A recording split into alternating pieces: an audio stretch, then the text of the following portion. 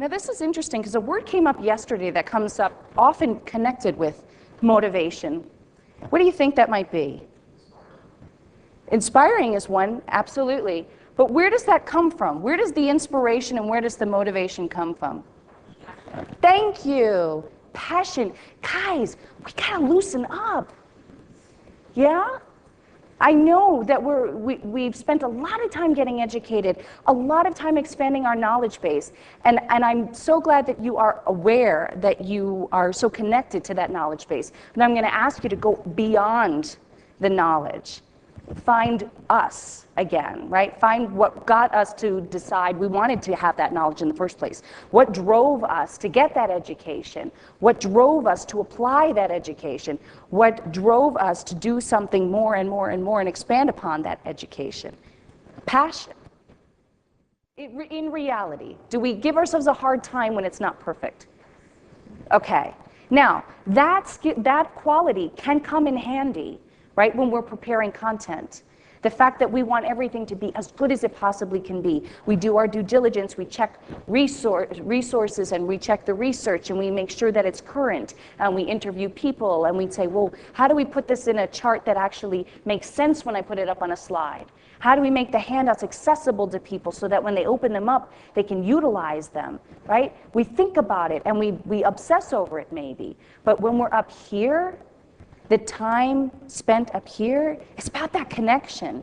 And if we are busy focusing on this, how do they like me? Am I good? Then it's not spent on this.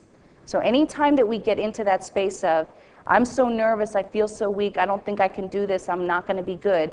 That's moment, that's time, that's energy, that's not spent on, hey, what do they need? Are they getting it? Am I connecting with these folks? How can I better serve them? So how many of us have ever thrown a party? Yeah, maybe, kind of. There's so many different parties. You can have a keg party, you can have a golf party, you can have a tea party, you can have an open house for people to come see your home, right? It doesn't all have to be wild and crazy. But when people come to your party, you let them know, hi, welcome, right? Maybe they brought a guest who doesn't know you, you introduce yourself. Coats go over here on the bed, the bathroom's 3 doors down on the right.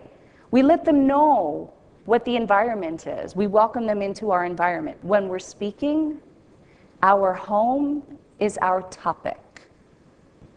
We're inviting them into our topic. We're letting them know what the journey's going to be. So instead of saying the bathroom's over here, the coats are over here, we'll have dinner at 6. Go into the living room, there's some hors d'oeuvres there. We say, hi, come, welcome, have a seat.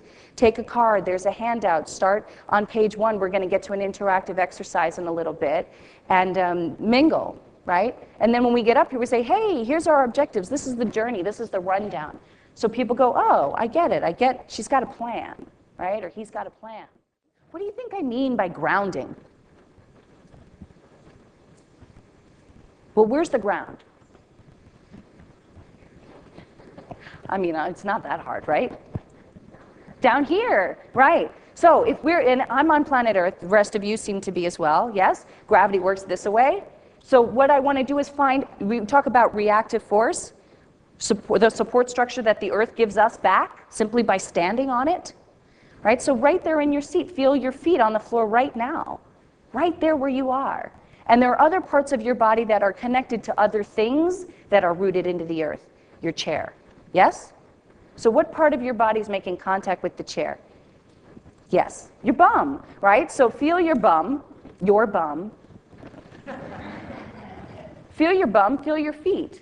Be aware that you are connected with the Earth right now so that you can sit in your power.